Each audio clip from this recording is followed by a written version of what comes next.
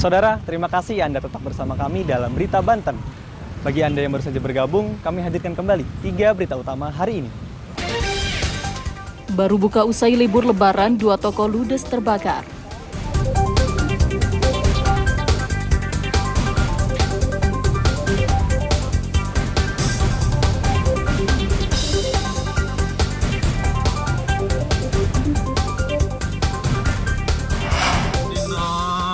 Ikuti aplikasi petunjuk arah pengendara motor masuk ke jalan tol.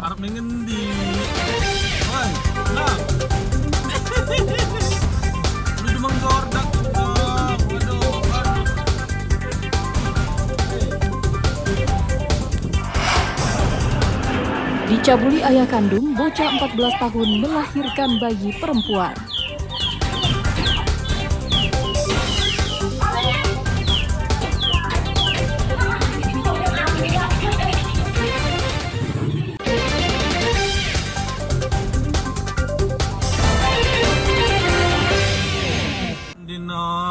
Ulah pengendara sepeda motor yang masuk ke ruas tol kembali terjadi.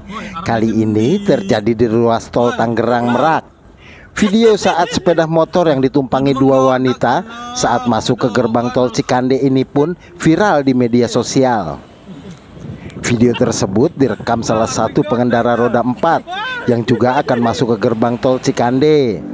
Meski sudah diingatkan dengan suara klakson, namun pengendara tersebut tetap masuk ke dalam gerbang tol. Menurut warga yang sehari-hari menjadi relawan pengaturan lalu lintas di simpang tol Cikande, banyak kendaraan bermotor yang salah masuk jalan. Kebanyakan mereka mengikuti petunjuk arah melalui aplikasi di ponsel. Motor yang masuk ke dalam ya Pak ya? Cewek apa cowok Pak? Cewek. Bawa motor satu orang, 2 orang? Berapa orang Pak? Oh kayaknya 2 orang. 2 orang. Dari arah mana Pak? Kemana Pak? Udah jelas. Dari arah Cikande ya? Iya. Masuk ke tol mana Pak? Oh iya tol ini Pak. Tol Cikande ya? Cikande. Terus sempat ke dalam utama apa disuruh balik lagi Pak? Kayaknya nggak balik lagi kayaknya Pak. Oh masuk dalam ya? Di dalam. Oh sering Pak motor masuk ke sini Pak? Iya kadang-kadang itu Pak. Kadang-kadang. Kadang-kadang masuk ya? Iya. Masuk ke sini motor? Sering. Rata-rata orang luar ya? Iya orang luar. Orang luar? Pakai Google Map paling. Pakai Google Map? Iya. Berapa kali kalau sehari itu suka kelihatan tuh? Ada aja ya? Ada aja orang yang nyasar. Menurut informasi yang disampaikan oleh petugas gerbang tol Cikande, Satgas Tol saat itu langsung mengejar dan mengarahkan pengendara untuk kembali ke jalan arteri. Pengendara motor saat itu hendak ke kampus yang ada di wilayah Kota Serang. Ariel Maranus dan Ahmad Sayuti melaporkan dari Kabupaten Serang. Setelah libur lebaran, warga yang berniat akan mengurus dokumen kependudukan mengalami peningkatan. Namun warga yang sudah berdatangan ke kantor Disduk Capil Kabupaten Pandeglang merasa kecewa karena adanya gangguan sistem jaringan. Gangguan ini sudah terjadi sejak hari Selasa lalu atau hari pertama masuk kerja setelah cuti lebaran. Karena tidak bisa mengurus, warga yang sudah datang pun langsung pulang tanpa membawa hasil. Meskipun sebagian warga sudah datang dan menunggu sebelum kantor Dukcapil dibuka. Lagi memperbarui akte. Kecewa sih, kan kita juga butuh ya untuk memperbarui akte itu. Apalagi kalau untuk bikin KTP, harapannya sih selanjutnya bisa diperbaiki lagi dan bisa cepatnya diselesaikan.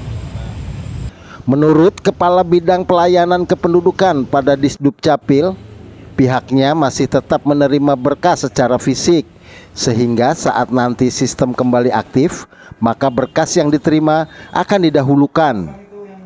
Masyarakat diminta untuk bersabar dan memaklumi kondisi yang saat ini terjadi. Trouble, iya, karena kita jelaskan kepada masyarakat, karena kita kerjanya sistem, bukan manual.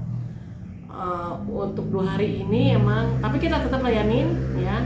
Kita melayani masyarakat perihal pembuatan KTP, kita pengambil karena mereka takut lama menunggu, kita ambil antrian dulu. Ya kita informasikan karena ini ada trouble, kita antisipasinya ya mereka untuk mengambil antrian aja dulu. Berdasarkan data Disduk Capil Kabupaten Pandeglang, setelah liburan Idul Fitri, pembuatan dokumen kependudukan meningkat hingga 50% dibandingkan hari-hari sebelumnya. Ariel Maranus dan Andre Supian melaporkan dari Kabupaten Pandeglang. Seperti inilah kondisi di ruas jalan Kabupaten penghubung Rangkas Bitung dengan Gunung Kencana di Kabupaten Lebak. Kondisi jalan menurun dan terjal membuat kendaraan yang melintas ekstra hati-hati, apalagi saat hujan tiba.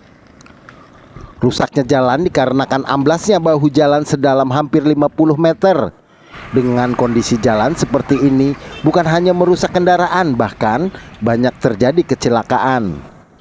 Salah satu warga mengatakan kondisi jalan rusak seperti ini sudah berlangsung hampir 2 tahun dan terkesan dibiarkan saja.